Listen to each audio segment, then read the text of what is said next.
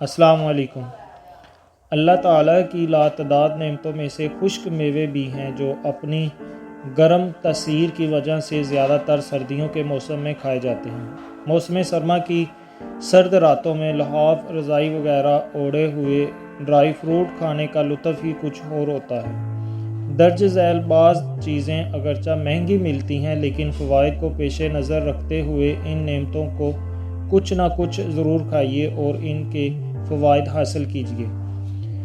بادام کڑوے اور ایرانی بادام کینسر کے لیے مفید ہیں۔ بادام آنکھوں کی بینائی اور قوت حافظہ کے لیے مفید ہیں۔ بادام کھانے سے تیزابیت اور سر کی خشکی دور ہوتی ہے۔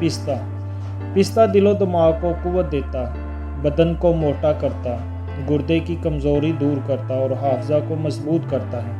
پستہ کھانا کھانسی کے لیے مفید ہے۔ مونگ پھلی میں موجود وٹامنز ہڈیوں اور دانتوں کو مضبوط بناتے ہیں۔ مونگ پھلی دبلے پتلے اور کمزور افراد کے لیے مفید ہے۔ احتیاط: حاملہ خواتین اور خارش کے مریض مونگ پھلی استعمال نہ کریں۔